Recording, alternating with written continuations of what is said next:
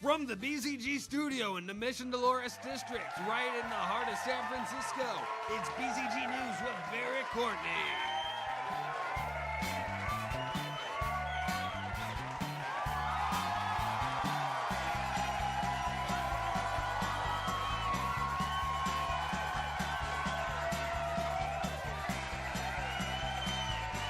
Thank you over there. Thank you over here. Thank you everybody on their cell phones today. You guys are a wonderful crowd. Thank you so much. What's up, everybody? Welcome to BzG News. My name is Barry Courtney. I am your host, and this is going to be a good show here at BzG News today. You might have thought last month, in the month of March, you're like, where the fuck, Barrett, is your Gamer of the Month? Well, guess what? March was the hard month for myself, okay? And so I was just too busy and just too worried about other things to have to actually talk to someone to come on to our show.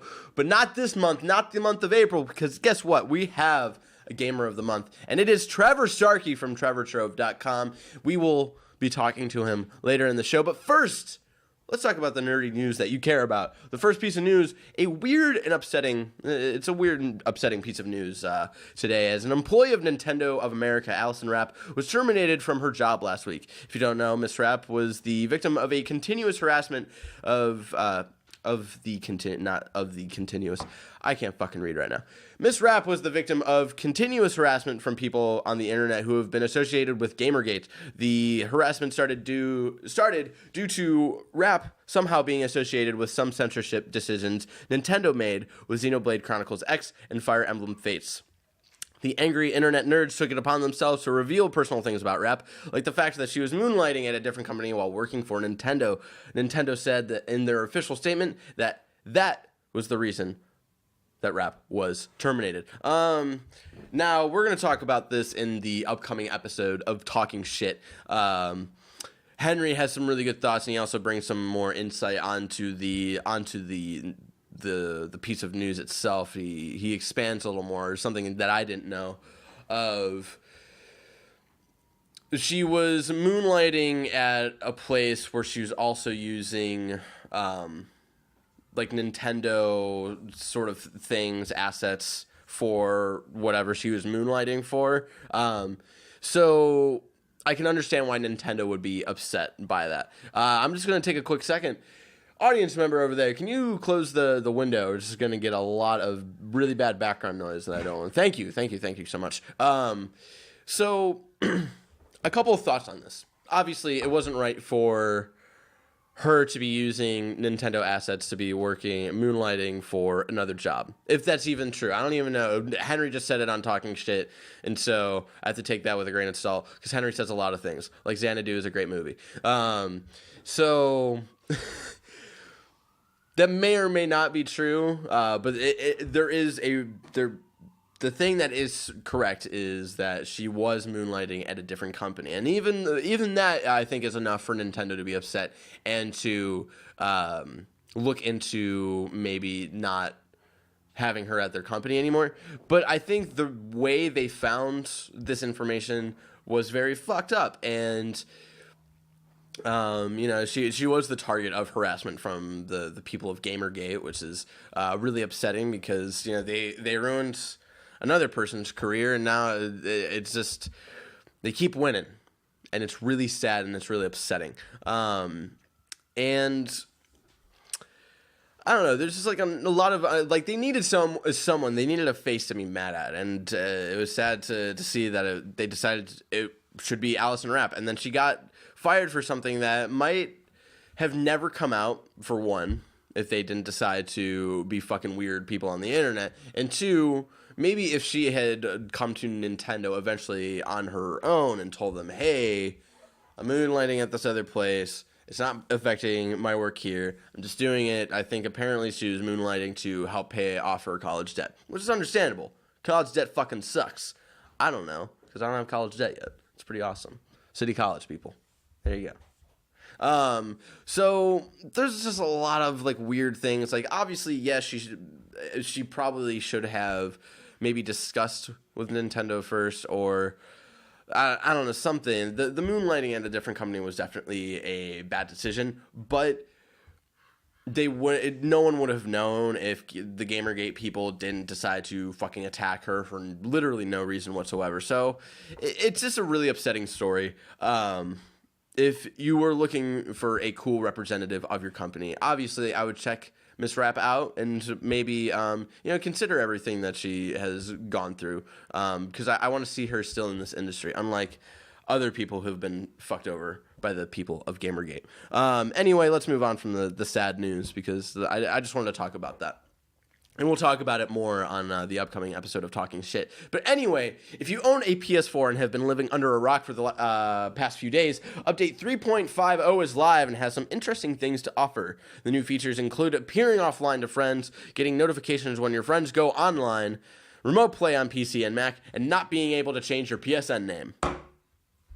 There are some rumors I saw circling around that this update also improves connectivity to internet, because it's a famous thing. Even if you have great internet, for some reason your PS4 does not connect to the internet super well. But I've seen reports and talks on the internet today of 3.50 helping that a little bit, and the connectivity for the PS4 to your Wi-Fi or whatever is being improved. So maybe a secret cool thing in that update as well. So yeah, if you haven't updated, you should probably update by now. The update's live by the time I'm recording this. You're watching this on Friday, so you're a couple days late. Come on, get with the program. Anyway, surprisingly enough, people on the internet found something else to be upset about. Some vocal people in Blizzard's community were upset about the victory pose of a certain Overwatch character, because it sort of showed off her butt, and not even really in a sexual position. It was just like, hey, she has butt like everybody else does. Blizzard soon afterward said they were going to make a new pose for the character, because they also weren't pleased with the original. And a lot of people thought they were implying they weren't pleased with the fact that they showed off that she has a butt. Well, the new pose is up, and it still shows off the character's butt. And that's the thing is, something else we talk about in the upcoming episode of Talking Shit is the butt isn't over-sexualized. It's just like, hey, she's looking at you she's like turning her head over her shoulders, so obviously you're going to see the backside of her. It's not like you actually see her bare ass. No. You see her butt that happens to be in a fucking pair of pants, Internet, stop being so fucking we need to censor everything, because we're just sensitive. Go fuck yourself. Anyway, the greatest news this week. Uncharted 4 will not be featuring Donut Drake. If you were like me, and the first time you unlocked the character, said character skin in Uncharted 1, you probably thought it was Drake shaped like a donut. But no, it's just Fat Drake, and it's really fucking dumb and disappointing. They could have done something so cool and made Drake in the shape of a donut. But it's like, oh no, he's called Donut Drake because he eats a lot of donuts. I think this is probably a fitting decision for Uncharted 4. Uncharted 1 through 3, there are like serious elements in those games, but for the most part, they're very lighthearted, funny, and whatever. So Fat Drake is like, this is a little more funny for this funny situation. Uncharted 4 is going to be very different in the way it tells its story. So I think if you try to interject weird things like that, I think it would definitely damper the experience of the game. So I think it's a decision that makes sense. And hopefully, if we get Uncharted games in the future, hopefully we get Drake actually in the shape of a donut. Anyway, in Star Wars news, which is fitting because Episode 7 is now on DVD and Blu-ray, you should get it. Rian Johnson teased Maz Kanata's return for Episode 8 with a picture he posted on Tumblr. Not like big news, but at least it's a little bit of confirmation of like, hey, she's coming back, which makes sense. She didn't die or anything in Episode 7. And she's very wise, and she also has to explain how she got Luke Skywalker's lightsaber, which was in the hands that got cut off in City of the Clouds and was lost forever. I really hope the story is like she just happened to be walking in the City of the Clouds, just like thousands of floors like below them, and like the hand carrying the lightsaber fell, and that's how she happened upon it. I fucking would love if that's the story, because this is a big fuck you to everybody. God, that'd be awesome. Anyway, in some more good news, or bad if you're a silly person, Neil Druckmann recently told IGN that development for the Last of Us movie has been stalled for a little over a year. Druckmann, who wrote the script for the film treatment, last gave us an update when there was a table read, and that was quite a while ago, so it's not that surprising to hear this news. This is awesome.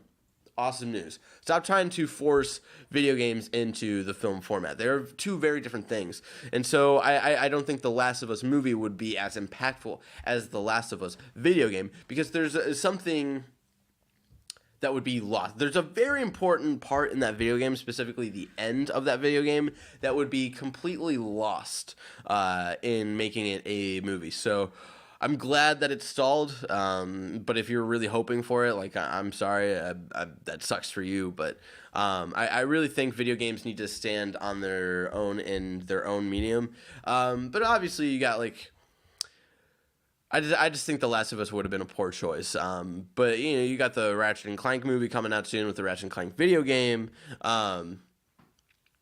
So I think there are some types of characters that can work in different types of formats, and that because, you know, Ratchet and Clank isn't trying to push the boundaries of storytelling in video games. Ratchet and Clank is just like, hey, I'm Ratchet, he's Clank, let's go do stuff, and that's really it. And you can do that in video games, in movies, in television, or whatever. So I don't know. Interesting thoughts there. And in more Naughty Dog news. Sorry, I lost my train of thought. In more Naughty Dog news, Druckmann also told IGN that he believes the end of Uncharted 4 will have people arguing, based on focus tests so far. He also said, quote, "I'm excited. Indifference would be the worst thing. I would rather have people hate it than be indifferent to it. We'll see how they react," unquote.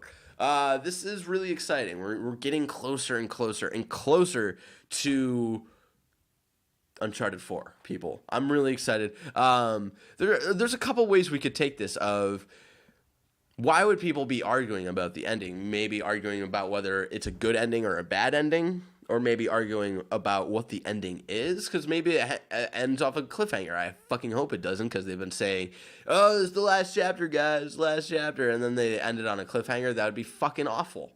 Don't end it on a cliffhanger. Please fucking don't. Delay, if it's on a cliffhanger, delay the game another fucking year and fix that ending, please. I think a character dies, obviously, in the end of the game. I'm sort of, there's three different characters where I'm like, any one of these characters could die, and I think it'd be a fitting ending, and giving enough reason to end the story of Nathan Drake. So I don't know. Very interesting. What do you think the ending of Uncharted 4 is going to be? Leave your thoughts in the comments below. Ladies and gentlemen, that was all the news that we had for this week. But before we go, we have one little segment for you. It's a segment that I tried to make monthly, then I totally forgot to do in March because March was very busy for me. But here it is. Again, Gamer of the Month. And this month, I'm interviewing Mr. Trevor Starkey. You may also know him as Trevor Trove, or Snarky Starkey, whatever he feels like being called that day, really. Big fan of the alliteration. Trevor, what's up? How you doing today? I'm doing good. Just got off work, so here. Yeah, you're telling me before we started, you're telling me you worked that boring 9 to 5. And so how was your work day? Anything super stressful or going on? Nothing super well, like our fiscal year just started or just rolled over, and so April 1st on Friday was our big rollover day, and as the database manager for my organization, I had to basically make sure all of the right things happened on that day, and it also happened to be a day that we had like an out of office. My team had a retreat offsite, so I had to kind of make sure everything was working. And do it remotely. But fortunately, I've been through it before, so no hiccups. Everything was smooth back at the office today. That is good to hear. And April 1st was a big day. You were probably one of the Yeah. one of the 3 people to only care about it, but it was BzG's birthday. Congratulations. So, thank you so much. Now enough about BzG, because if you're watching this, hopefully you know us. If you're just stumbling upon us, cool. What's up? But anyway, Trevor, who the fuck are you? Where do you come from on the internet? Like, where do you exist on the internet? I was birthed probably less than a year ago at this point, because I've been doing stuff a little bit on and off. I used to have like before I had Trevor Trove, my proper site. Now I had a blog that was also named Trevor Trove through like Blogspot, where I would starting at the first PlayStation experience was the first show I ever attended, but I've been like a video game. That was the one in 2014. Vegas. Yeah, 2014. Okay, yeah. December 2014. I basically, I was a few months into my job, which was like first real big person, like wasn't my first salaried job, but it was like I was making twice as much as I had been making before. So I was like, I've got a lot of extra income now. I'm so used to living super cheap. I'm going to go ahead and treat myself basically to this check by check. Yeah. So I treated myself to go to the PlayStation experience, drove up. I'm in Phoenix, based out of Phoenix. So when it was in Vegas a couple years ago, I just kind of drove up, walked into that keynote, and like I saw Greg Miller down there, like lining up and having like a ton of fans line up to meet him and Colin. And I was like, oh, I'll go to the Beyond thing later. I'll see him. Whatever. I'm just going to go grab a seat. Whatever. I'm too cool for Greg Miller and Colin Moriarty. Like, whatever. I mean, at the time, not at all. It was more, I have never met the guy before. It's like, I don't really want to wait in a line of 50 people to just be like, hey, I like your stuff. So instead I just went and I was like, I'm going to grab a seat. And I keep walking forward and forward and forward. And like, nobody is stopping me, and I sat front row at that keynote for that first PlayStation experience, next to people who like were there from Japan who had made Bloodborne. So I'm sitting closer to the stage than like Greg and Colin and a ton of other like media personality, because they were in the center section. I'm over off on the side, but still right up front. And yeah, like, still a great view. Walking in that room. It was a very similar room. We went to this last PSX together, and it was a very similar, like giant vacuous space, but sort of like a keynote. Yeah, big convention hall area. But like as I'm walking through there, surrounded by like thousands of people that also love PlayStation, I started getting choked up by like all of these people love this thing that I love, and it was the first time like I came back from it. I wrote some stuff about that on my site, and basically like in that experience, I was like, I think I want to do this. I think this is something that I like. I love writing. I like when I've done theater in the past, I've been a writer, which we'll get into a little bit, I'm sure. Yes, we will. So I've got like a kind of a background in writing, and I was like, yeah, I want to do that. So fast forward like a month, and all like Greg and Colin and Tim and Nick leave Kind of Funny and go off and do their own thing and start. No, they left IGN. Leave IGN and start Kind of Funny. Yeah, sorry. And like I'm sitting there at work as that whole thing is happening, and like I just basically did no work that day, and just kind of like consumed whatever I could find from them in that, and then. A couple months later, they were doing their Kind of Funny book club was one of their things that they did, and I was like, oh, I want to try and do that. I want to see if I can, and I got a space in it, and I did the Castlevania Symphony in the Night book club with Colin, and that was kind of I'm going to test myself and see if I can talk video games with him, and then from there, I basically tested my boundaries even further and said, okay, I'm gonna use this my tax refund last year basically, and go and do the Gamescast with them. And so I was their first Patreon guest on the Gamescast. Do you remember what episode that was? Episode 21. Yes. Episode 21. We were Guys, legal. check that out. It was Episode it was a 21. really Right it's a after really good episode. Trevor fits in really well with the Thank guys you. from Kind of Funny on that episode. And so I remember watching that. I was like, "Hey, I was hanging out with that guy a couple of times and he's on the show. That's really cool." Cuz Yeah. you and I we first met at not at Kind of Funny Live, the event. I couldn't go. But we were doing like fan meetups and whatnot, and you and I met at Wing Wings. Yep. Exactly. Yep. So I'd hung out with you for a little bit, and we also hung out at Underdogs, I think, for a little bit as well. Mm-hmm. Yeah. And Yeah, so that's I just thought like, whoa, this guy came out of nowhere, and he's fucking awesome. Yeah.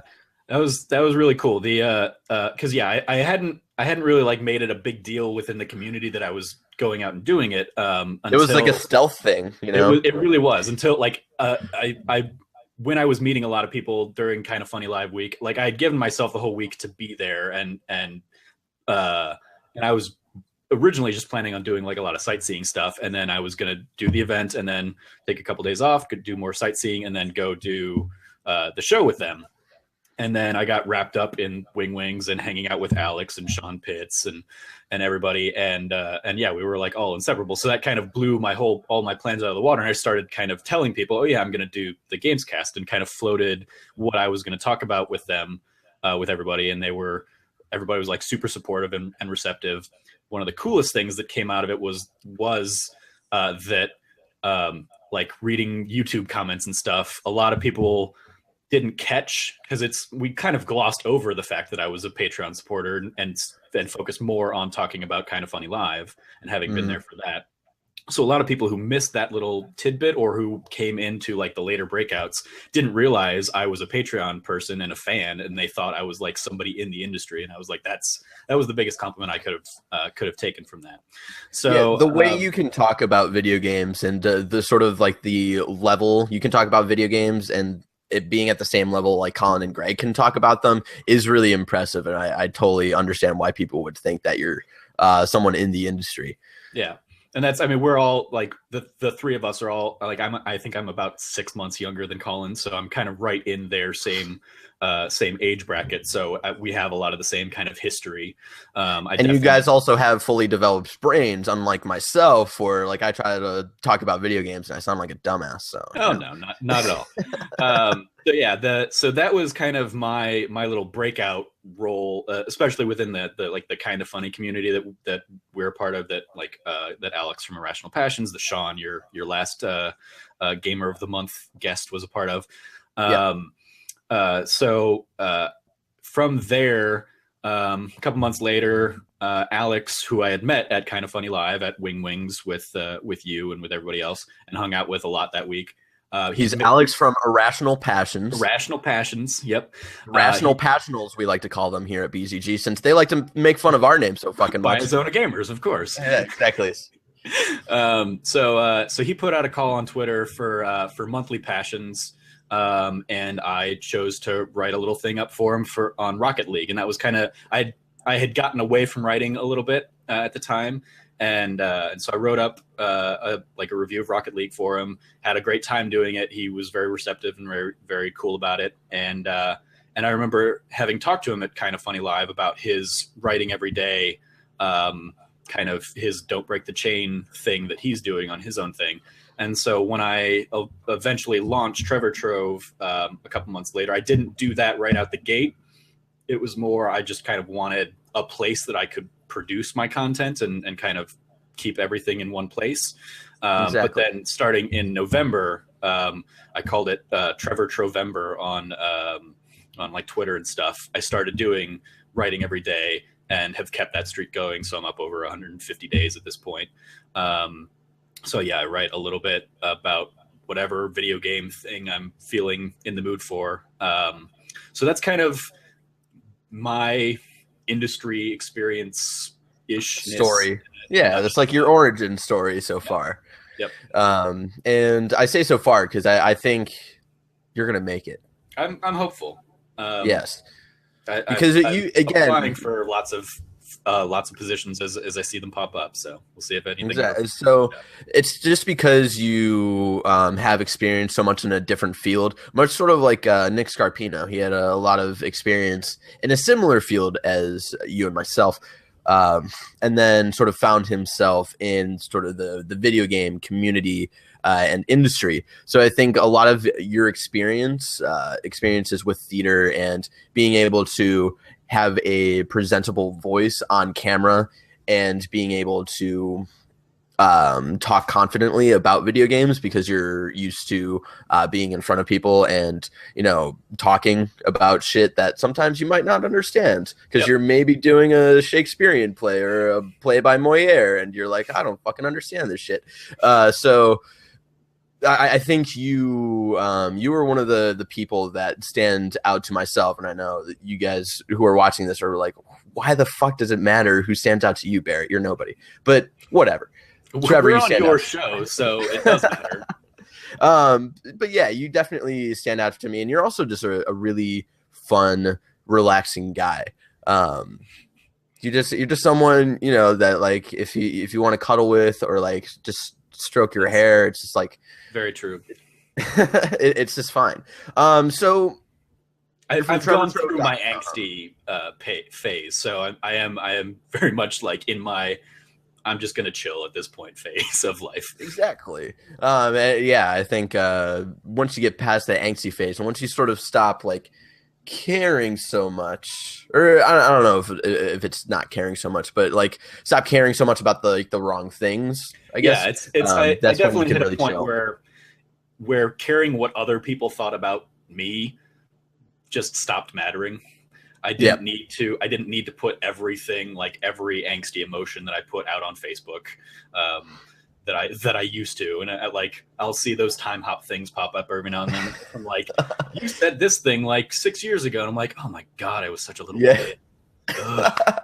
Yeah, I definitely get that from my high school days of like 4 or 5 years ago. You wrote about how much you like Blink-182, and I'm like, fuck. Like, I mean, I still like them, but I don't know if that's something I want to brag about anymore. So you're from trevortrove.com. You write a lot. I really like your pieces on sort of like wrap-ups on events. Like you did a piece of like the whole weekend for PSX for like all the Kind of Funny best friends who couldn't make it. And you also recently did a wrap-up of the Squarespace Final Fantasy Uncovered event, what did I say? Squarespace, sorry. Square Enix Uncovered event hosted by Greg Miller and Tim Geddes. And that was, your post on that was actually featured recently on Bonus Points. It was indeed, yes. Yeah. Friends, local friend Caleb, who I've never actually met, and Roger Corney from Bonus Points, they tweeted at me that they were using that, and I watched their episode today, and I was like, hey, yep, they're scrolling, and there's my little pixelated Trevor. Yeah, and so those are some of my favorite pieces because you know how to sort of sum up things pretty well, and like for people who weren't at PSX, like I was at that. There the whole weekend, but for people who weren't there, I feel like it was a good piece to make people feel like they actually were there. So those are some of my favorite pieces. But what are some of your favorite things that you have written for Trevor Trove? I mean, those are very much like I said earlier. The my whole kind of initial experience from the first PlayStation experience was very much in that vein. I wrote like a piece, kind of a personal piece about why I chose to go to the thing. So it was like. I wrote 4 pieces on that first PlayStation experience on like my old blog and like my IGN blog of like kind of the journey there, the keynote itself, the games that I played, and the panels that I attended at that first PlayStation experience. So that definitely laid the groundwork for how I kind of approached PlayStation experience, how I approached PAX South when I did that, how I'll be tackling PAX East. But it was also like even before, so between Kind of Funny Live and me going on the Gamescast a couple days later, I did the same thing for Kind of Funny Live and posted it like in their newly announced forums to kind of let everybody know, hey, this was like, and that started out as like the day after the event, I was sitting there in my hotel room writing up kind of the recap for Nathan Swisher, who was the other guy who was on the Castlevania Symphony of the Night book club with me. Another kind of funny best friend, and he was like, tell me everything. And so I start writing the whole thing out for him, and it just became so much more involved than I was anticipating. I was like, I'm just going to go ahead and share this with everybody then. And so like, it was like a little kind of like, a lot of people really liked that. It was able to kind of give everybody a sense of what the event was like for all the people that couldn't make it. We'll see. I've reached out to Tim to see if I can kind of do the same thing in a more official capacity for Kind of Funny Live too.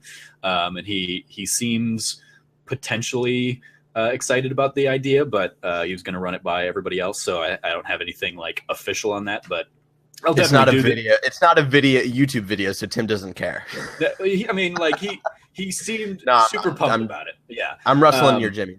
Yeah. So those are the kinds of things I like. I had a series going for a little while that is kind of defunct at this point, called Co-op with Catherine, where and it's defunct at this point because she and I have since broken up. But it was the two of us kind of playing through video games together. She's not a huge gamer, but she's gaming adjacent. Her brother's a vice president for Xbox, so she's very familiar with kind of gaming, and she grew up with it, but she hadn't really played it much recently. So we kind of played like some of the Lego games together, and I kind of wrote about our play sessions and what it was doing with our relationship, and that was a really cool kind of feature that I was doing for a little while there. That I enjoyed that kind of stuff. That the stuff outside the normal, like, this is what I thought about a game. I love doing that stuff too, but for a long time, to bring an experience into the written form is very cool. Yeah, for a long time, I kind of like when I was first thinking like, oh, maybe I want to do this, maybe I want to be like in video game journalism, write about video game media. Like the thing that I was fighting myself on was, but I'm just another like middle-class white guy, mid-30s, like early 30s, middle-class white guy. What can I bring that like nobody else is bringing? Yeah. What perspective can I provide? And ultimately, like, a lot of my perspective is going to be the same as a lot of other people in that regard. So finding those things that were more unique to me or my experience, or bringing other people's experience into the equation, definitely interested me the most. Good answer. I'm liking it. Yeah, but definitely the perspective that you write in, I think stands out to me more. Even current people in the industry, I think, sometimes have trouble like having their written pieces stand out more than others. So the stuff that you do, I think, is really, really awesome. And you should check it out, trevortrove.com. I definitely got to do more on the video content side, though, or video and audio side. That's like I envy like you and Alex and Sean, who are kind of already just doing that stuff, doing Let's Plays, doing podcasts, doing video content, because that's definitely obviously the future of the industry. And exactly. Like being a writer in the industry is foolishly like stepping into a dying medium. I can convert it well enough. Like if I could take what I write and just kind of record a video on it, I'm sure, and I'd be fine doing that. But I'm definitely much more comfortable just kind of sitting there and typing it out, as opposed to, I mean, I can talk extraneously or extemporaneously as well, but I like kind of flushing it out and developing the thought more, compared to just kind of speaking off the top of my head and letting things hit the wall. Yeah, the interesting thing, and the advice I have for you is, if you do step into the video content eventually, which I'm sure you will, is try to find something like the way you brought like your unique writing style of being able to recap things so well, and being able to bring in sort of like a personal perspective of like how the experiences was, and the way you write about that, try to find something that you can bring in a unique way with like video content. Because Sean, Alex, and we do video content. So do other billions of people who also want to get into the industry. And as someone who does like a podcast and Let's Plays and a new show that you guys are currently watching, I feel like I'm sort of doing the basic stuff, and I don't have time to focus on like, okay, like what's the one good thing that I can be like really good at. So I would like recommend sort of like Tom Hawkins. He does like the one show, and then he does Let's Plays every once in a while. But he has like his one main show, the show you make fun of with the hashtags time for Tom Hawkins or whatever. And so like. And that's the thing that stands out for Tom is like he sort of brings in sort of this awkward, funny vibe into his videos. And I'm not saying you should do that, but I'm saying that like being able to find like another unique way for yourself to bring into the video platform might also make you stand out a little more as well as a middle class, early 30s white guy. Yeah. So the reason I wanted to have you on Gamer of the Month is not because you're a video gamer, because both of us share a background in theater, and that's something that you and I connected a little bit about. We talked about it sort of in spurts. I remember from like the first Kind of Funny Live, and then a little bit of PSX, but I feel like we never like got into a full conversation about theater. So what pulled you into in theater, and like what specifically like were you looking out to be like an actor or a director, or you were talking about like you like to write and you've written before sort of for theater. So like what pulled you into that? Yeah. So back when I was in high school, I started out, I was in band. I was a drummer. So I was in like the marching band. And we're even more alike then. Jesus. Yeah. We're like reflections. Yeah. I was on the snare line. And one of my friends in band was super engaged in the choir as well. So he did like our sophomore year, he did a big push and like basically invited a whole bunch of guys in band specifically to come like try out for choir. And so I did that, and I got involved in the men's choir in my school. So I was doing band and choir. And then my school was one where like basically every year there were like typically 3 shows a year in the theater department. One year there would be a Shakespeare show, and then on the other years it would be a musical. And so we would kind of switch off, and then the other couple shows would be like just straight plays. So my junior year, we did Oklahoma, and basically if you were in choir and were interested, you were going to get cast in the show. So I ended up being a miscellaneous like chorus member character in Oklahoma my junior year. Oklahoma is a huge cast, right? Like that's I mean, like most of the musicals you're going to do in high school are going to be like big cast shows. Like musicals aren't my forte. So not mine either. Like that's one of the only musicals I ever did.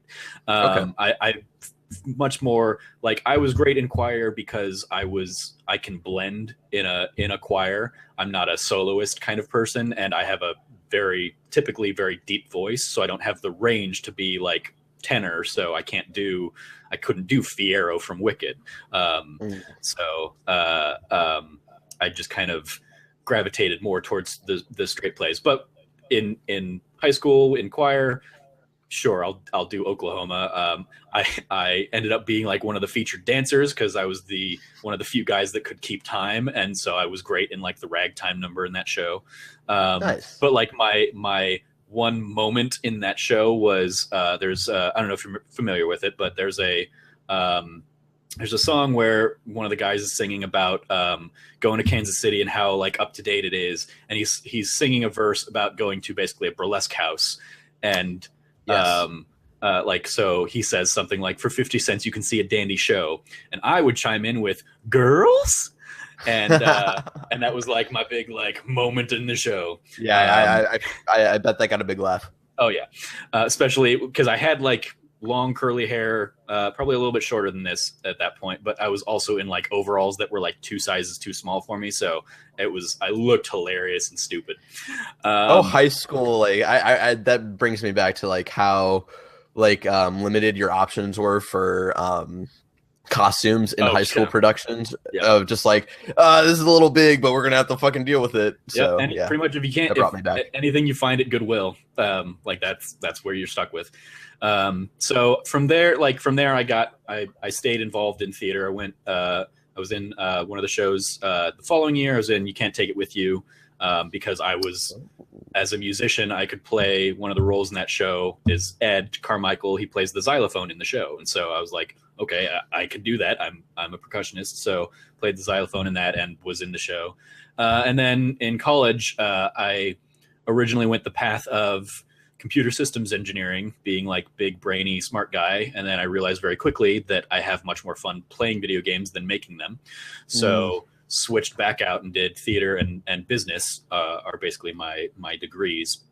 So I was doing, even though that first year I was doing like sketch comedy with ASU's sketch comedy troupe, I did a little bit of improv stuff with them, but not like in a formal capacity, more as like at their rehearsals, I would kind of pop in and do improv stuff. And then from then on, I got much more involved in the theater scene. And basically the idea behind doing theater and business was I kind of wanted to work my way up and run my own company someday. So I did a little bit of everything. I started out as an actor, but I very quickly got into tech theater, and I worked in the scene shop and was a technical director for a lot of the shows at ASU. I also ASU had a student theater. It was called the Prism at the time. I don't know if they still have that or what it is now. But it was basically like there was a class component where you met 3 days a week for like an hour, and you basically kind of like ran the theater and chose the season, kind of built marketing out for the 6-ish shows for the year, 3 shows each semester basically. And I kind of, because that was what I wanted to do and the thing I really wanted to pursue, I kind of drove that and invested like a lot of my time at ASU in kind of building that theater up. And we changed spaces while I was doing that. So I got to kind of build a new theater from the ground up. Expanded the season. We took it from like 1 weekend shows to 2 weekends. I got to direct with that as well. Would do some writing because we would do occasional like showcases and stuff. So yeah, I like that. I got to do a little bit of everything. And then kind of continuing on outside of school, I've acted, designed, directed a little bit, done stage management stuff for some local companies. And then I worked for Phoenix Theater, which is like the big musical theater in town, kind of running their ticketing and donor database before my current job. And it was a little, it broke me a little bit because working at that theater and basically that was kind of the culmination of like a then 8-year journey of kind of wanting to get into that. And then I got into it and was like, oh, there's a lot of things I don't want to do about that job. Like specifically meeting with donors and schmoozing jackasses that just want their names on seats, don't care at all about the art. They're just there to schmooze and be in high society. Like I very quickly was like, oh, I couldn't do that. I would need the authority from a board of directors to basically say, no, I'm not going to take this person's $10,000 because he wants us to throw a $9,000 party for him, so we get to keep $1,000 of that. No, fuck that guy. And in the ever dying theater landscape, that's like not a realistic proposition. So it's either that, or you get a development director that basically can take all that stuff off your plate for you. And while I was at Phoenix Theater, I worked under 3 different development directors because that was like a revolving door job position. So ultimately I was like, it was killing my love of doing theater. The last thing I wanted to do after spending 8 or 9 hours at Phoenix Theater was go off and do theater in my nights and weekends in my free time. So finally I just needed to get out of there. And then kind of around the same time that like Kind of Funny happened and I got really involved in that community, I was just getting very tired of the toxicity of like the theater community here in town. I still have like a ton of friends in the community. I'm still on the board of directors for one of our smaller independent, like critically acclaimed off Broadway theaters. Like we do a lot of stuff that like comes out of Chicago. We did a Pulitzer Prize winning play a couple years ago before it won the Pulitzer, a play called The Flick by Annie Baker.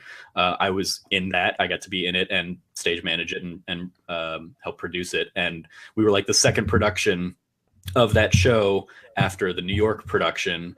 And like 8 months later, it ended up winning the Pulitzer. So it was fucking awesome. Yeah, it's a weird little cool thing on my resume where I'm like, yeah, I was in a Pulitzer winning play before it won the Pulitzer. It's that show, very hard to produce because it's set in a movie theater. And it's basically like a deconstruction of the transition from film to digital.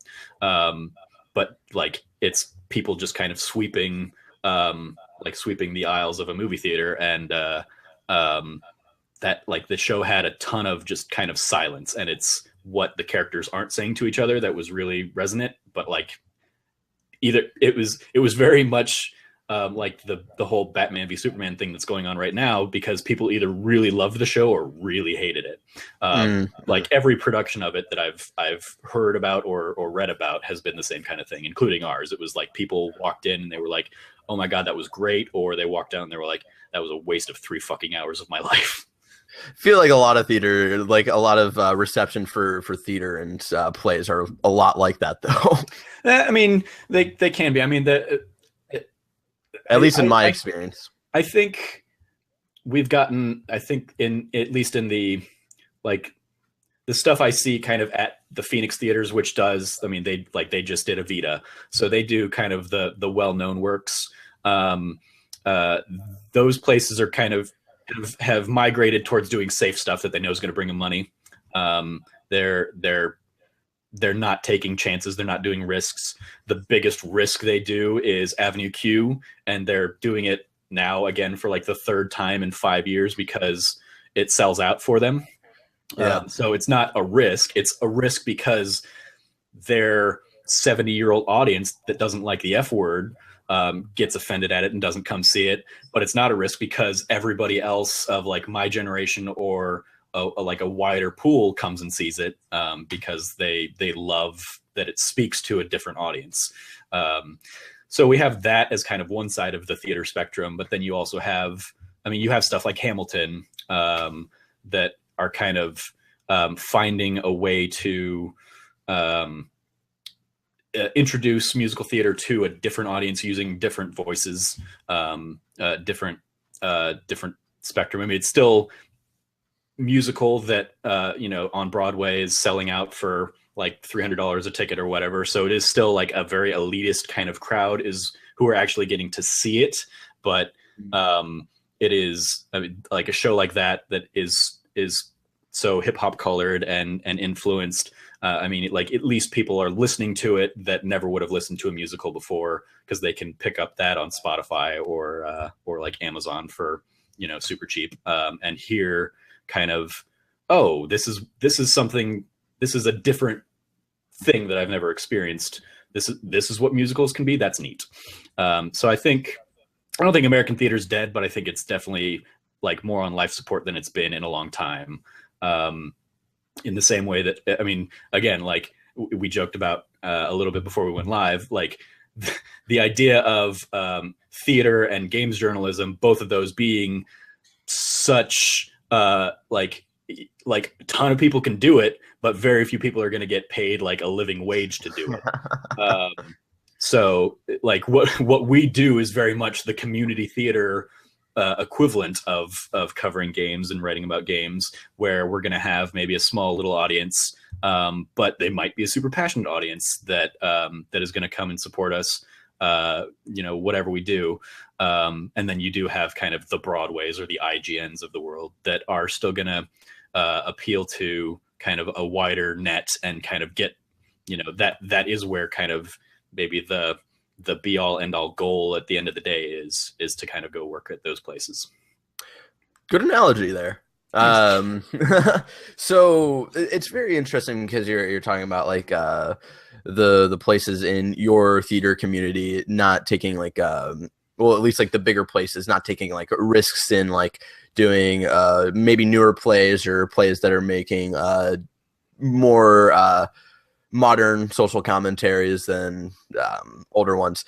It's very interesting in like how like sort of the older people who are 70 years old like support those theaters because they do the plays that like they grew up with or whatnot. And it's interesting because a lot of the big theaters here in San Francisco are being supported by older generations, but they are the theaters that are doing like risky stuff and newer stuff. One of the most successful theaters in San Francisco is the SF Playhouse. And they actually started small. I actually started going to their shows when they were in like this tiny little place. They were still downtown, but it wasn't like the best theater I'd been to, and I saw them go from that to sort of this really nice big theater. They had a big production value, like an upgrade basically. So it's interesting to see because every show I go to for SF Playhouse, it's like all of these super old people who are really excited to see a musical about a president who is super punk and Bloody Andrew Jackson.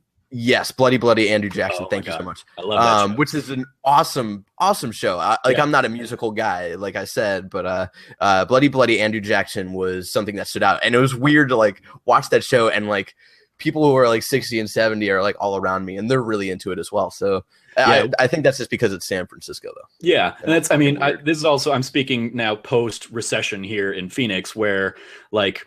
A company like the one I work with a lot, Stray Cat, we survived because we always lived within our means. So even when the economy like crashed and people stopped funding the arts, we were still able to like exist within our small, mean little like $80,000 a year budget. But I've watched. I could name probably like 5 or 6 companies off the top of my head that have like gone under in the last 10 years that were doing more of like they died because they weren't doing safe work. They were trying to do off-Broadway work, but still at like the levels of pre-recession spectacle. And so they didn't have the money to keep paying people like they were trying to do. And so they just ended up folding and tanking. So they didn't have kind of the nimbleness to kind of adjust and course correct, or the audience to kind of support them if they just wanted to do if they would have just done Christmas Carol every year as kind of a big moneymaker show. And that's one of the companies did like they did Christmas Carol every year for 25 years. Oh yeah, ACT down here does it every December. And then they got away from it for a couple of years, and like the economy crashed, and they just didn't have the the means to continue. So it's been a tough few years for theater. I mean, countrywide, but definitely here in my community. And that was kind of the old Trevor Trove. Like the blog Trevor Trove was kind of a mix of me writing about video games and me writing about the local theater scene. So I was doing reviews of plays that I was attending as well.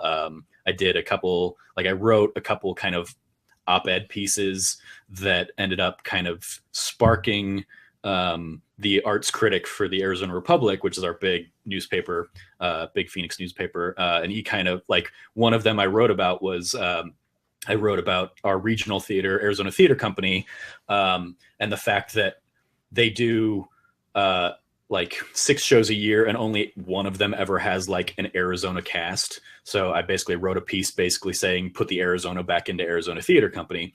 And he read it, and it sparked a piece that he wrote basically interviewing the artistic director of the company, and basically like, what do you think about this little schmuck who has a blog saying, put the Arizona back in Arizona Theater Company? And it pissed people off at my work because I was cited, because this was still when I was at Phoenix Theater, so I was cited as like I was the president of Stray Cat Theater at the time, president of the board. So like the article was like, according to his blog post, blah blah blah. Stray Cat board president Trevor Starkey challenged David Ira Goldstein on this, and my boss at Phoenix Theater is like, I noticed they didn't say anything about you working at Phoenix Theater. And I was like, well, yeah, the Tessitura data and analytics manager for Phoenix Theater doesn't really have the same ring as Stray Cat board president. So I was like, but like, fuck you for like trying to hone in and take Phoenix Theater's credit for this when you would very easily like just collaborate with the guy, and you're part of the problem because you bring in a ton of New York talent that like you could have cast Arizona people in Rent or in Bloody Bloody Andrew Jackson. So, so for the people who are still watching and weren't completely bored to tears about theater talk, I'm so sorry. But for me, it was really engaging because I love, even though I have a similar sort of thing where I realize I didn't have as long as of a journey as you through theater, but at one point I was like, wow, I really sort of don't like this because I got to tip my toes into like the professional work, and it wasn't like my foot was in the door. It was like my head was actually peeking into the room. And I was like, oh, this is not the kind of party I thought it was. So, especially if you're not a musical theater person and you are just straight plays, and if you want to do straight plays that are like contemporary straight plays written in the last 10 years, like that is a super niche market, and that's basically where I fall. So I like there are only like 1 or 2 shows a year that even interest me. It's either that kind of stuff or like iconic classic in the canon role. Like the last show I did was I was McMurphy in One Flew Over the Cuckoo's Nest, but even that was like a year and a half ago now. So yeah, it's definitely, it's if that's kind of what you are drawn to, there's increasingly fewer opportunities for that because everybody is going to the safe bets of like big musicals. So and financially and just for the business part of theater, that might just be what we need to do now, and maybe hopefully in probably not, because just our American economy in general, not even putting the theater portion into it, is shit. But hopefully in like the next 10 years, so our economy in general is strong, and hopefully the support for theater and arts in general is strong enough that we can start bringing these contemporary plays back into it. Because I'm very much the same of, I love doing contemporary work. It's a lot of like the monologues I would use to audition was very temporary. And so, yeah, it does suck to see that slowly die away, when honestly, I think it's more interesting. And I think it pushes what theater can be a little more. So, yeah, anyway, at the same point, I think we're at again, kind of in the same way that we're online creating content that speaks to us and doing it low budget. You have companies like Star Kid Productions that came out of, they kind of hit it big with the Harry Potter musical on YouTube, just a group of guys out of Michigan that did a play at their school and threw it up on YouTube, and like one of them was on Glee, and they're now like a resident troupe in Chicago, and they're doing stuff like they perform at Second City and like routinely, and they have and they've basically adopted. They're not doing Patreon, but they're kickstarting their next show right now. So I think that's kind of where our generations can kind of take the arts from here. We can say, okay, yeah, I'm not gonna get the old crotchety 70-year-old person that insists that the arts not swear at all to come pay $70 to come see my show, but I can get 30 of my friends to chip in $20 and come see me do a show, in my living room or something like that. And we can record it and throw it up on YouTube, and I can get more people exposed to it there. So I think the landscape's just going to change, and will be a large part of that. So, but yeah, sorry for hijacking us, BzG News with theater talk. Feel free to edit all this. No, this is fucking staying in. You guys are strapped in for this ride, motherfuckers. I hope you like theater talk. But anyway, let's actually transition before we transition back into video games, the last question I want to ask you specifically about theater is a lot of people, in like a theater interview, it's like, what's your favorite play you've ever been in? But that's not the question I want to ask because I'm when I was in the theater industry, I was an actor and I loved acting. So, and I directed a couple of things. And the thing I love most is sort of character work. And so the question I have for you is like, what out of all of the roles that you've played, what is like your favorite role that you have ever done? I'm torn because I've got like a couple answers that like I got to play Romeo with like a friend of mine did Romeo and Juliet, and I got to play Romeo. It was like a drastically edited, but it was also really cool because I was also doing a lot of the fights for it, so I got to kind of make myself a badass. But there's a show that that I was actually reminded of because one of my friends commented asking when you put out the call for questions today. Ask you about the muffin. What's with the muffin? Ask me about muffin. So, are you familiar with the show Talk Radio at all? Eric Bogosian? I've heard of it. You've heard of it. Yes. So basically, Talk Radio is like a pre-Howard Stern kind of shock jock radio show. The show kind of really focuses on this really rough night for a shock jock who's just taking calls, and it's basically all just there in the studio. So he's answering calls. So you've got people off stage kind of talking into microphones and being the calls. But you've also got like him on stage. You've got the people in the booth kind of like helping run the show, including like the studio manager. Me, I was the radio tech in that show, and I had 4 lines in the entire show. But I'm on stage the entire show. I was playing the role of Spike, and it was just it was just a fun show because it was a great group of people. We were doing it in a small little storefront theater, and like I auditioned for one of the bigger roles in the show because at one point one of the guys who's one of the call-ins is invited to come down to the show, and he ends up doing it, and he ends up being a little crazy and a little like off hinge. So that was the role I was auditioning for. But the director who I'd worked with, like he'd been an actor in a show that I had stage managed with before. He was like, and he was the one who actually ended up casting me as Romeo later. So both experiences were working with him, a great guy named Tom Levine. And he pulled me aside after auditions, was like, so I really want you to play Spike. And I know it doesn't have a lot of lines. Like the original version of the show, he says nothing. But in this, like they rewrote a couple things. Liev Schreiber was in it when it like went back to Broadway a handful of years ago. And so they'd done some edits.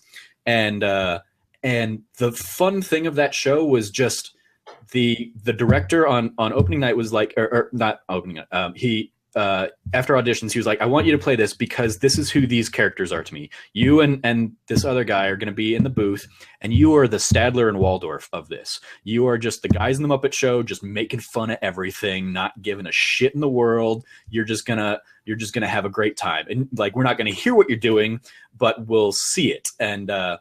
And so I was up in the booth with my friend Scotty, a guy named Scott Jeffers, Scotty J.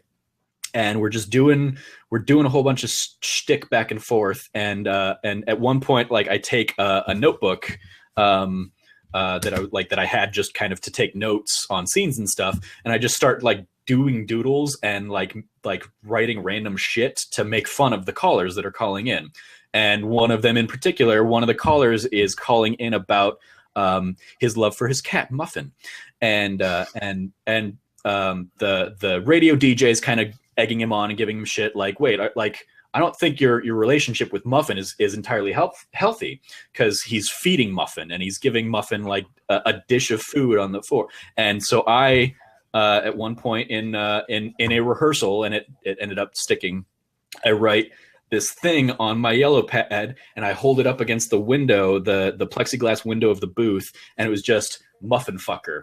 And it like consistently for the guy who was doing it in that first rehearsal, like we stopped rehearsal for 5 minutes because we were all laughing so hard, and it consistently got like the biggest laugh of the show every night. And so John, who commented that thing, he was the photographer for the show, and there's a picture of me holding muffin fucker up against the glass. That's like one of his favorite pictures from that show. So yeah, that like the camaraderie of just all of us just kind of making shit up. I mean, like none of what I was doing was written into the show. So yeah, that was just a great fun time. Like it wasn't a role that was going to get me any kind of recognition, but it was like that summed up the fun of doing theater and kind of creating something out of nothing. So that's definitely a story that I like going back to.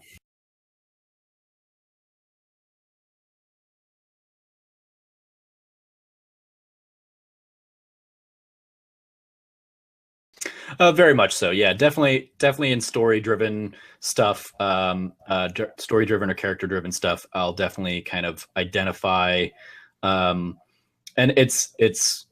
I'll try and like I'll use the same kind of language I would use if I were critiquing a play, plot and the climax of a game or a sequence or something like that. But I will try and kind of temper the expectation of, well, I'm not going to judge a game as harshly for not having or for kind of relying on kind of stock tropes of that you see in kind of a lot of video games or in very like that I in particular have seen like in a ton of plays because I have studied it and have read and seen so many plays that there are very few stories that surprise me in the video game world. They're like I'll play games and I'll be like, oh, like yeah, I've seen that done better in play X, Y, and Z. But for the medium, I definitely kind of appreciate the attempts that they're trying to make. And I actually, I definitely identify video games kind of as even above theater as kind of like in the hierarchy of the art structure. I'll put something as like a painting or a book or a movie kind of at the lower tier because they are entirely passive experiences. Nothing that I do as an audience in those fields is affecting the art that I'm experiencing at all. And then you have theater where there is kind of a play with the actors and the audience. Yeah, there's definitely a relationship there because if you feel like the low energy of the audience, that might affect. Absolutely. I can't say how many times I've been backstage in the middle of a show and people are complaining like, oh my God, the audience is so dead. And of course that affects what the audience is then getting. And then kind of even above that, though, now we have video games where it's like the player is as important or more important than the work that went into the game and the art itself, because it doesn't continue if the player doesn't allow it to continue, or if the player doesn't isn't. I mean, like I can't not be good at reading a book. I might not be good at like understanding the hidden themes within the book, but if I'm literate and can read, I can get through the book. Whereas I could like bang my head against a wall in something like Dark Souls and say, fuck it, I'm not going to see the end of this game, I guess. Okay. So that is like, that's kind of where I rank the like video games, the medium specifically in kind of the hierarchy of art and its interactivity with its audience.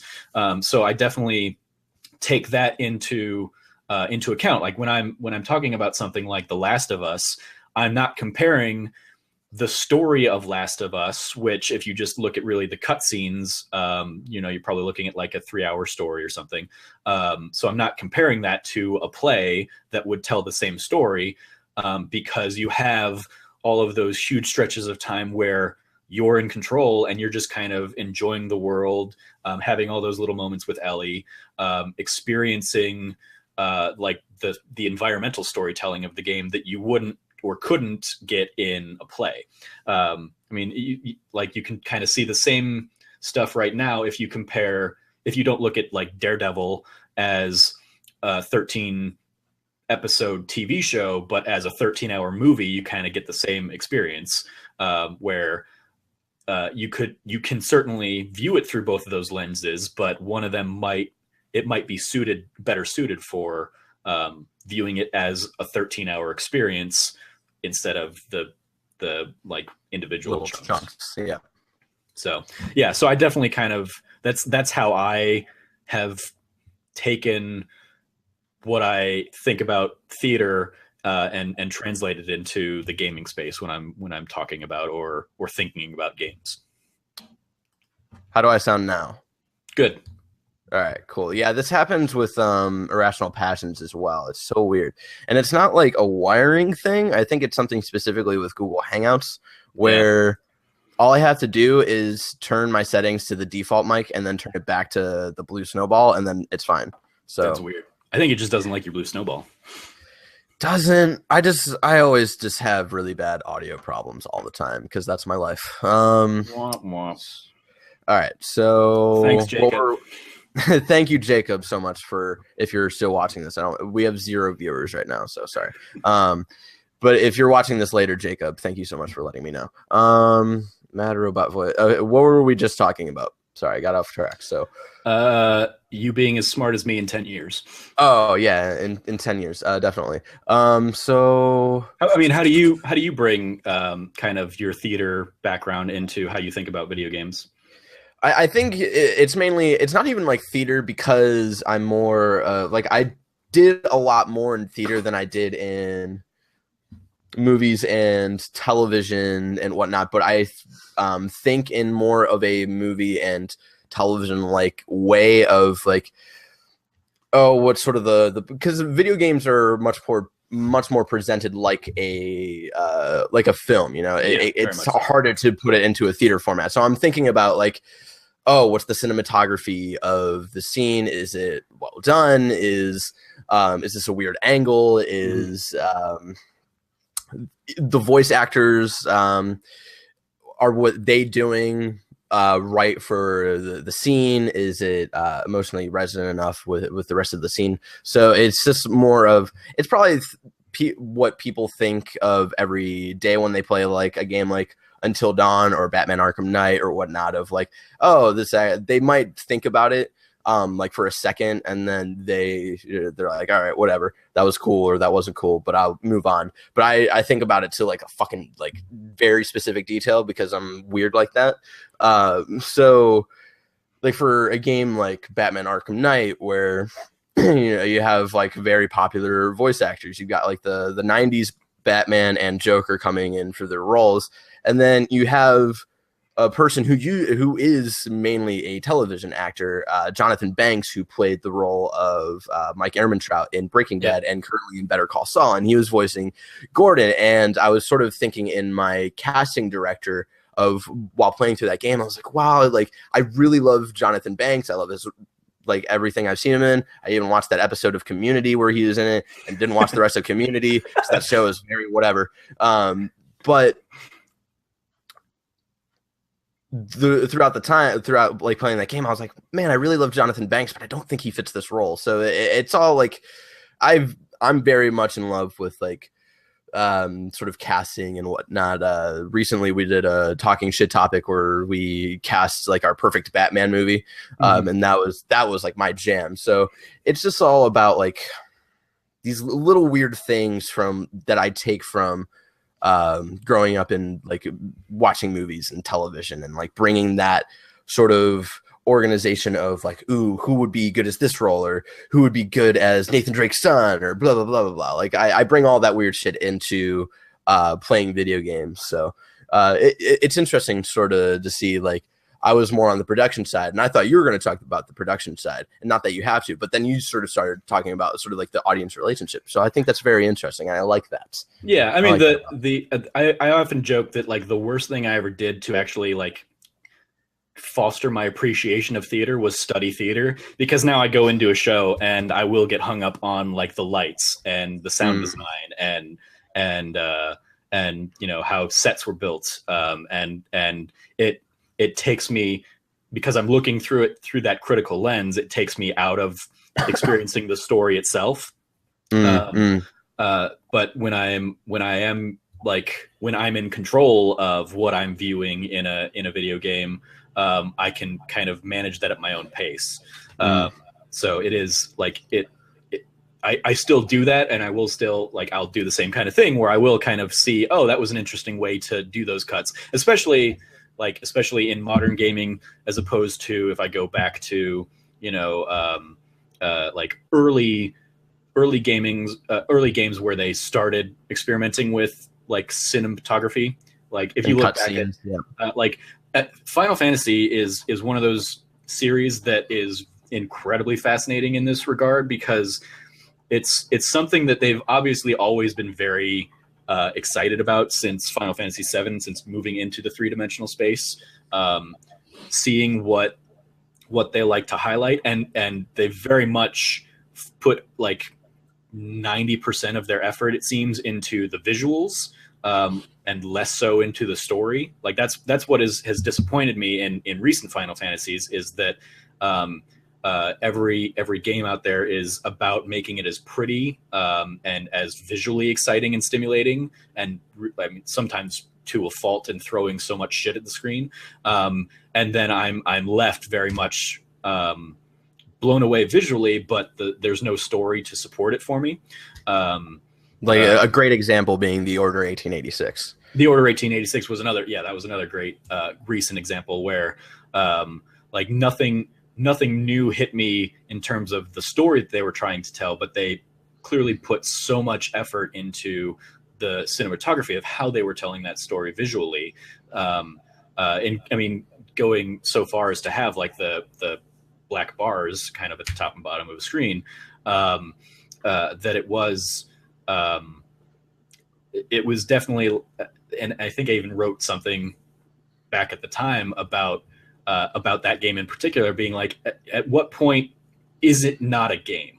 I'm not necessarily one of those people that really gets into game versus like interactive experience, it's but experience. At some point, I mean, like I'm sitting through entire chapters of that game, entire like chapters in the game, and I don't have to push a button because it is just a giant cutscene. And as somebody that didn't sit through like the old like Metal Gear 4 that has like 45-minute long cutscenes or whatever, that was a new experience to me. At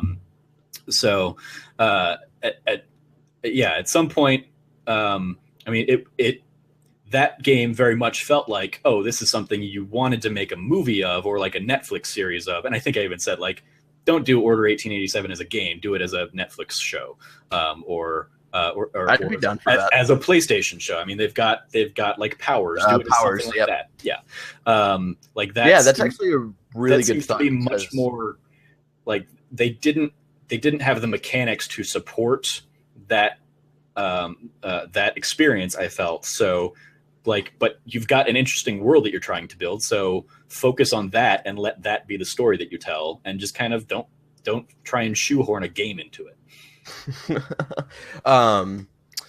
So I've got some viewer questions, and like I said before we started, we were talking about this a little bit. I was asking people on Twitter, and I also stopped into Alex O'Neill's stream of Dark Souls. I was like, hey, I'm interviewing Trevor Starkey, what should I ask him? And they're all like, Alex was like, oh, you should ask him like what's his favorite video game and blah blah blah blah blah. And it wasn't like, I don't know, like he thought I was asking like I don't know how to conduct an interview, but no, that's not what it was. It was like, hey, if you have really cool, interesting like thoughts or questions that you like want Trevor to ask, let me know and I will ask him. So I didn't really get a lot of that, but the one that, so we already addressed the muffin, but the other one is Jacob Lightly, who wants to know what is your favorite level in Crash Bandicoot Warps? I've never played any of the Crash Bandicoot games, so I have no response to that. I saw the question, I was like, let's say the first one, because that would be the quickest one to experience. Nope, never touched a Crash Bandicoot game. Went back on the original PlayStation. That was much more my Final Fantasy system, basically. That's where I played Final Fantasy 7, 8, 9, and then like some of the older ones when the ports kind of came to PlayStation. I was still a Nintendo platformer at that time, so I had my N64 for Mario, and I never jumped on the Crash bandwagon. Sorry, Tim Geddes. No, it's okay. I played Crash Bandicoot as a kid. I'm not on that Tim Geddes fucking fan hype of like it needs to come back. I think it would be cool for it to come back, but designed as sort of a different style game. Because if you play those like original Crash Bandicoot games, they're not that impressive. But again, like you were saying, sort of like the world of the Order is very interesting. I think Crash Bandicoot as a character and sort of as like a video game phase is interesting. So I think it'd be interesting for it to come back. But anyway, let's move on from this topic that you know almost nothing about. But the one thing I do want to ask, and I'm asking it not because Alex O'Neill told me to ask it, because I was already planning to fucking ask it. Trevor, what is your favorite video game? My go-to answer is Final Fantasy VI. It was 3 back when I played it originally on the Super Nintendo, because they were doing weird things with all the localization, not bringing over every game at the time, and they didn't want to confuse American audiences. So, but that game stands out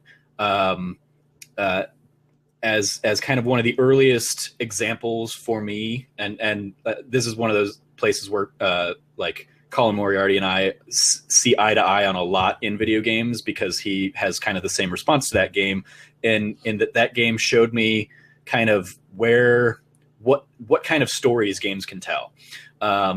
I don't, apart from plays, I don't read all that much, or at least that's what I have been saying for 15 years. But then I realized, oh no, I pretty much have the subtitles on like every game I read, or every RPG. I am reading novels and novels of dialogue and text and story, because it's not in pages that I can flip through, but I am certainly taking in stories way more fucking complex than 50 Shades of Grey. So yeah, Final Fantasy VI was kind of the first standout. Like I had loved Final Fantasy IV as well, the game that came out as 2 here before that, for the same reasons. And then Final Fantasy 3/6 kind of took all of that and went above and beyond. It had like a phenomenal cast of characters that I got invested in. It had the audacity to you play through the first half of that game trying to, and I apologize if you're familiar with it and I'm just rehashing stuff, but you play through that game and it's basically Star Wars: A New Hope is the first half of the game, but instead of blowing up the Death Star, the Empire wins and blows up Yavin, where the world is destroyed, and then you wake up a year later and have to re-find your party, and the second half of the game dealing with the devastation and the end of the world, and that is a real thing that happened. It dealt with real thing. You can wake up from that and your character can try and commit suicide because of the emptiness and solitude of their life that they're experiencing. And for an 8-year-old kid at the time, or however old I was, that was some heavy shit to deal with, that I guarantee I didn't appreciate as much at the time, that I've just grown to appreciate more and more, especially as I've become more and more consistently talking about games. I can appreciate and point back to that as it was a great example of the storytelling that Squaresoft was doing at the time, and stands as I wish they had kind of stayed trying to tell those deep, engaging, character-filled stories, as opposed to, we're going to throw the prettiest things we can at you, which is, I think, and drive around in a car. And drive around in the car, which, I mean, like, the game looks beautiful. Like, that's the one thing I walk away from all the Final Fantasy 15 stuff I see, and I'm like, yep. Like, I played the Platinum demo, and absolutely, first thing I noticed, this is a beautiful looking game, but it just doesn't, like, the stories since, like, Final Fantasy 9 basically have not spoken to me in any kind of, like, meaningful way. But Final Fantasy 6, 10 too, the best of the series. 10 I liked, and I liked them enough at the time, but it's the same kind of thing. Like, as I've put a more critical lens to them, especially because, like, that was the first one. 10 was the first one where they experimented with like, going back to kind of what we were talking about earlier. Like, that's where they threw in voice acting for the first time. And from that game on, it has been abundantly clear that they don't give a shit about voice direction. When you can take somebody like Troy Baker in Final Fantasy 13 and make him wooden and boring and monotonous and just awful, like, it's very clear that that's not your priority in how you're telling the story. You're telling they tell a very visually beautiful story that is not supported in like voice direction. And it's not, again, I don't blame the actors, even back at, like, the horrible laughing scene of 10. Like, yeah, like, that's, I don't blame, I think that's James Arnold Taylor is playing Titus or Titus. Yeah. I always said Titus. Fuck you, Kingdom Hearts, for changing it to Titus.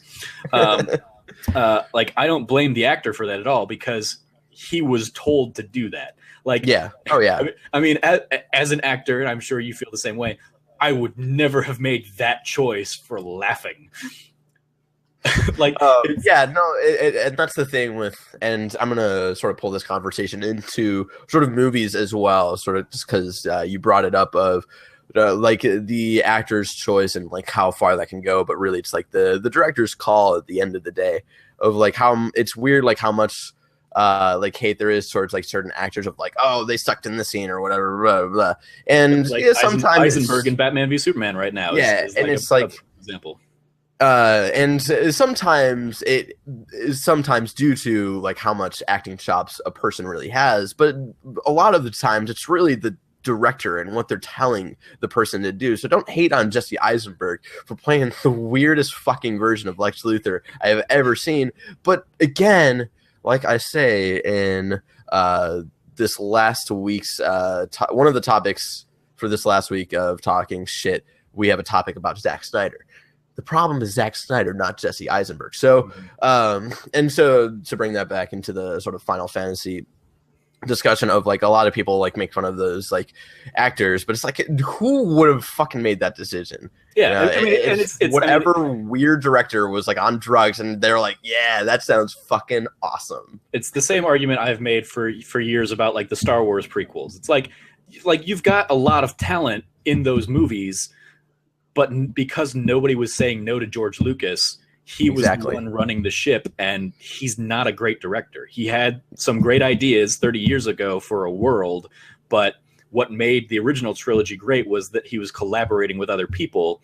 When, I mean, and admittedly, like, when it is him telling the story he wants to tell in the prequels, good for him, but that's not an entertaining story. I didn't need 3 hours of Senate talk in whatever. Like, I can't sit through Phantom Menace, even though I know there's a great fight scene at the end that I just want to get to. I've not been able to do it in years. I can't just sit through the rest of the slog of the rest of that movie. And that's, I mean, I walked away from Batman v Superman kind of feeling the same way. And you've already covered it extensively on your kind of spoiler cast on it. So, but, like, we having watched that, like, you and I are in sync in a lot of the issues with that movie. So I'm glad that we are, and we should definitely discuss that at Kind of Funny Live too. But anyway, your point on the prequels is just, like, the last thing I want to say about that is a lot of people like to hate on Hayden Christensen. I forget which movie I saw him in. It wasn't the prequels, obviously, but there was one movie that I actually liked him in, you know. And that should, and, like, I've been trying to, like, the lake in the lake house, or not the lake house, I don't know, something. No, where it his was dad's like Kevin Kline and has cancer. I remember seeing him in that one, being like, oh, he's not horrible in this.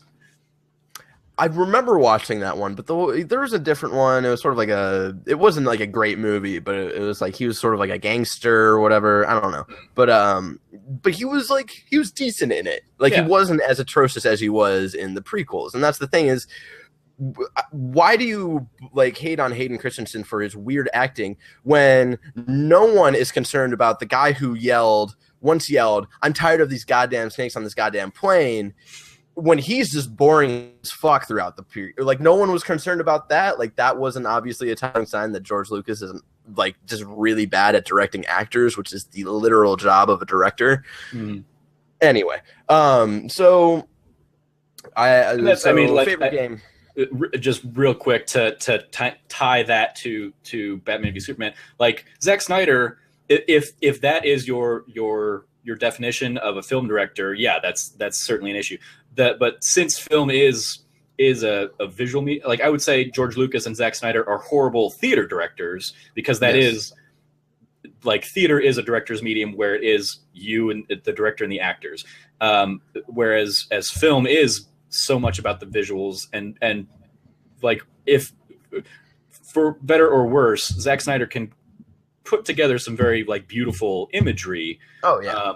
But he's not great at working with actors. He doesn't pull great performances out of his actors. He's not great at like telling a story outside of those visuals. So so I would say like film kind of needs to be able to marry all of those things together, and not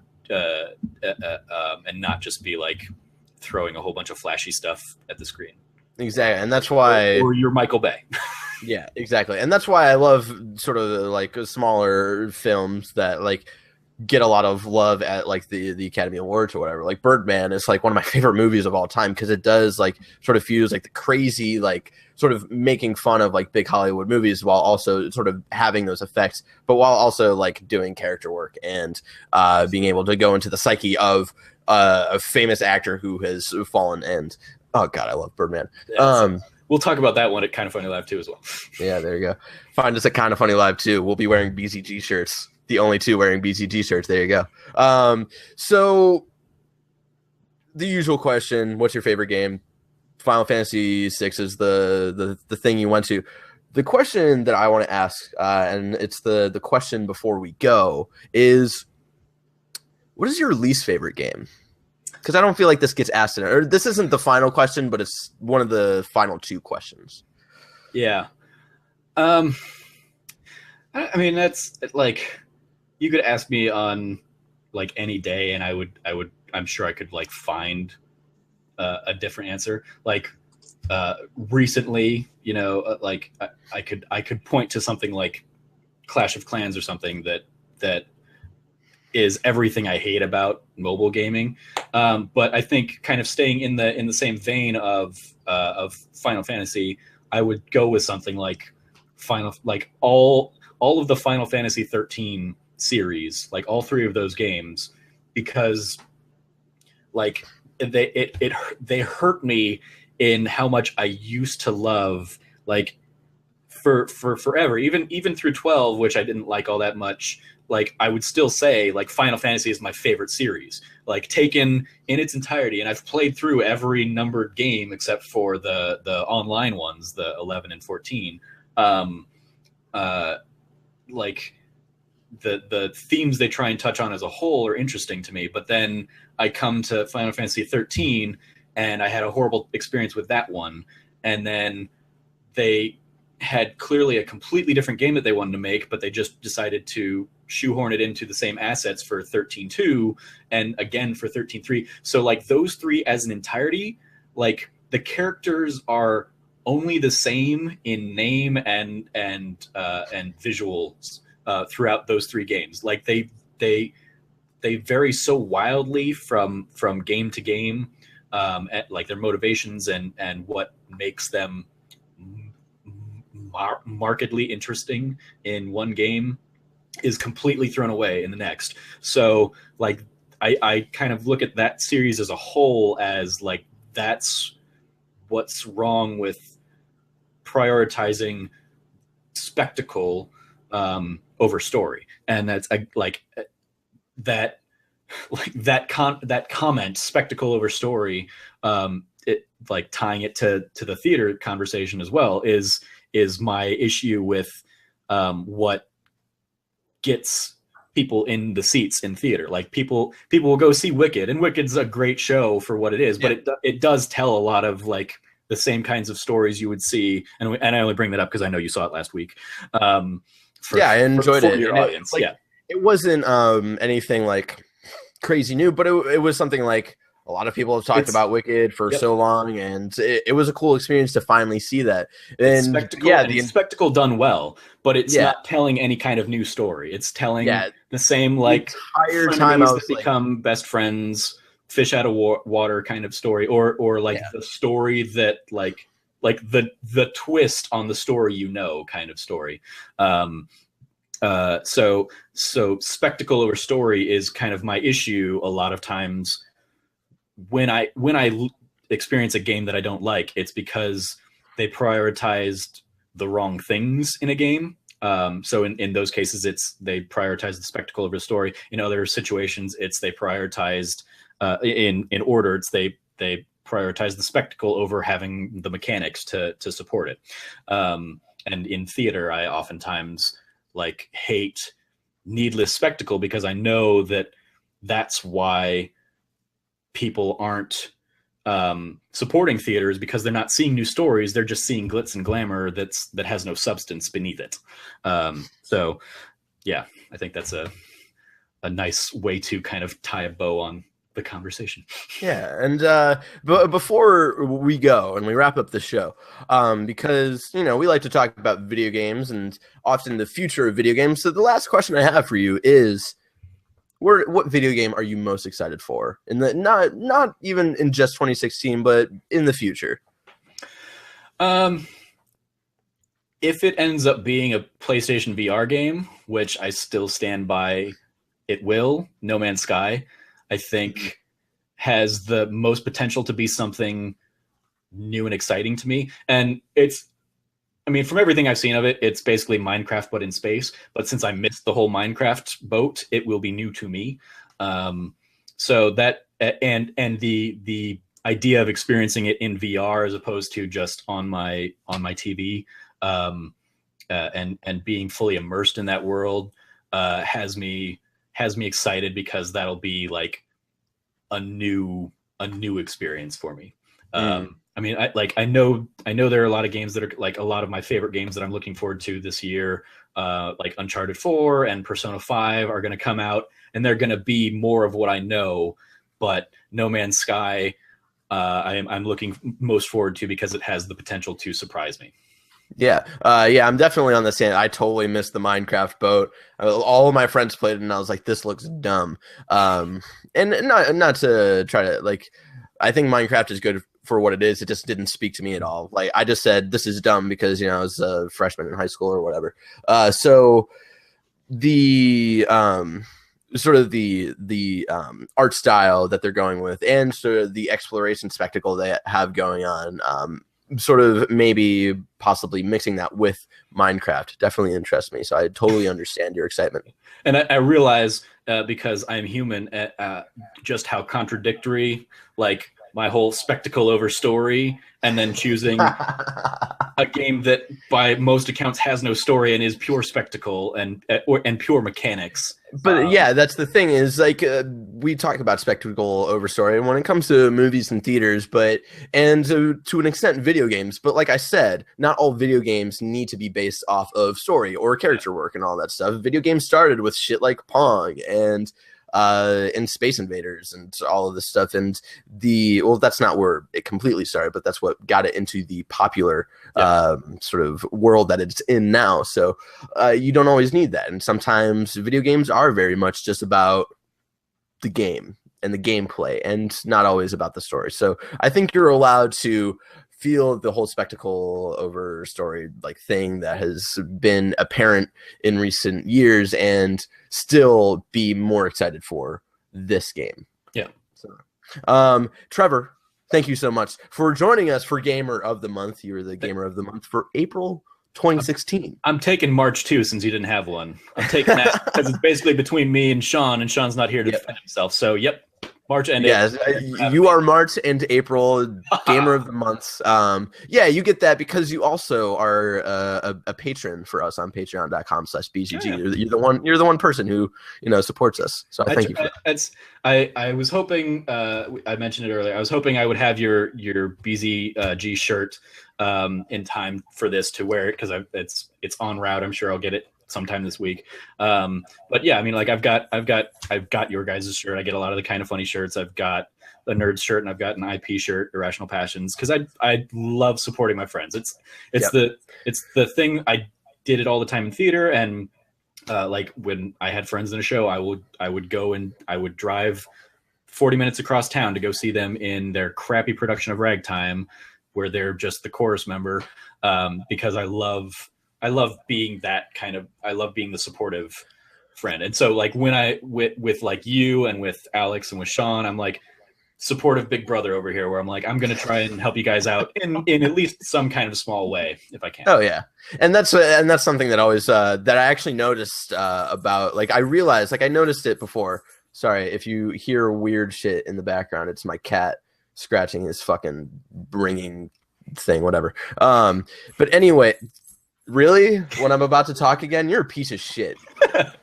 You might know Pookie if you've ever watched any of my Let's Plays, or he's being a piece of shit all the time whenever I decide to record. But anyway, that's something I did notice about you, or like I've always noticed about you, but then I've like finally realized it today. As like Trevor loves to support other people, and that's something that like when I realized, like consciously realized, I was like, that's fucking awesome, because you see like.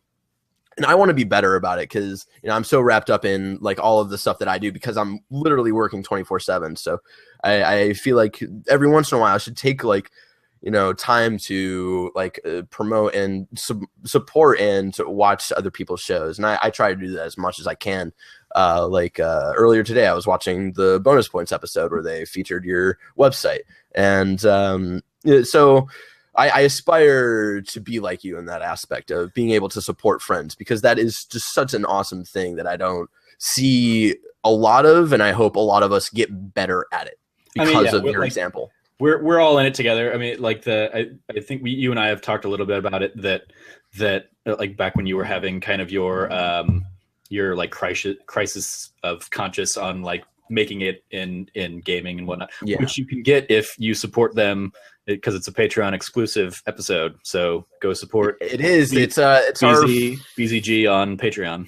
Yeah, patreon.com/BzG. I think it's our February exclusive. That's a really sad episode. You should check it out. I cry in it. But it was very touching, and it like I reached out to you because I think I'm seeing kind of in our little circle of kind of funny people.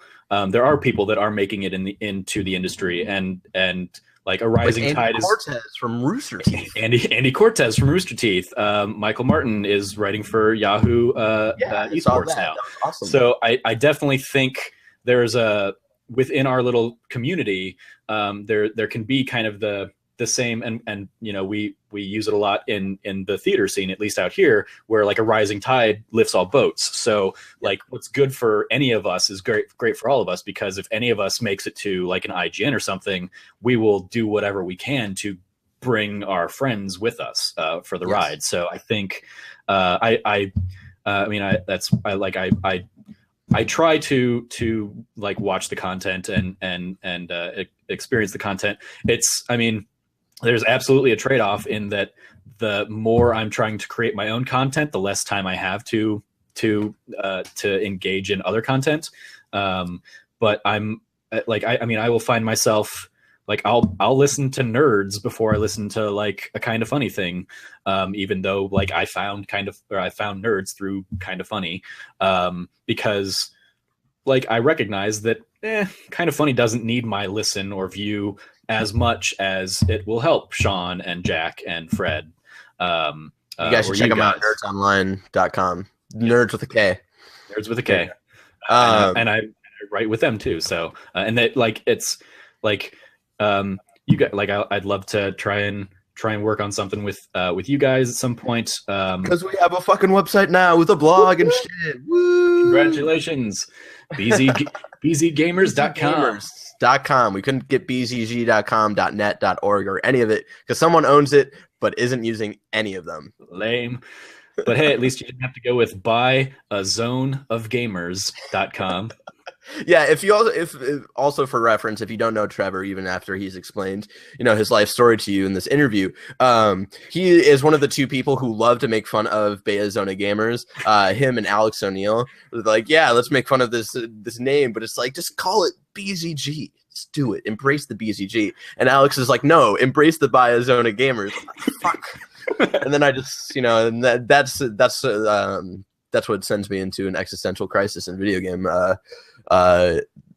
community and shit, because I'm just like, fuck, why'd I name my group this very bad title? So whatever. Well, I mean, I named mine is Trevor Trove, which is great as long as it's just me. But if I ever wanted to expand it to something else, I'm like, well, yeah, I guess I've only got to bring on Trevors. Only other Trevors can work at the Trove. Trevor, thank you so much for joining us this month. If you want to find Trevor, again, trevortrove.com. He has a lot of great pieces over there. You also write, you're doing the series, and I don't know if you're continuing it, of like your favorite games on like certain consoles. Like I think you were doing PlayStation 1 at one point. And so, like, check those out. I think those are really interesting. I think if you're looking for more written pieces, Trevor is definitely someone you should check out. He is also Snarky Starkey, at Snarky Starkey on Twitter. And the Snarky has an E, and the Starkey does not. Nope. Switch that way around. Fuck. Nope. God damn it. That's the Bayazona Gamers for me right there. It's Starkey, my name has the E in it, but Snarky spelled as you would spell Snarky. It does not have it does not have an E in it, so it's Snarky, no Y, Starkey. Fuck it. I'm pretty Just sure. Write it out. Put it in the description. It's in the description. I'm sure I put it in the video at one point. But anyway, also find him on Twitter, send him lots of love, and I'm sure he'll send love back to you. And also, he has done work for Nerds Online, like he has mentioned. He's done work for Irrational Passions, like he has mentioned. And he was also on Kind of Funny Gamescast, episode 21, where Kind of Funny Gamescast became barely legal. So, Trevor, thank you so much for joining me today. And thank you, audience people, for joining me today. Again, this was BzG News, our very long episode, which might have been a little over 2 hours, which I'm very sorry for. But, it was a great time hanging out with Trevor, wasn't it? We started late. It hasn't been 2 hours. Like an hour and a half. Okay, yeah. So, guys, thank you so much. Yeah, I guess once you throw in all of your other news stuff, that doesn't be a long episode. The new stuff usually only takes like 10 minutes to get through, so it won't be that much longer. But anyway, thank you guys so much for joining us. Remember, BzG News is up every Friday at 9 a.m. Pacific Standard Time. Join us next week for some more nerdy news. But until then, stay nerdy.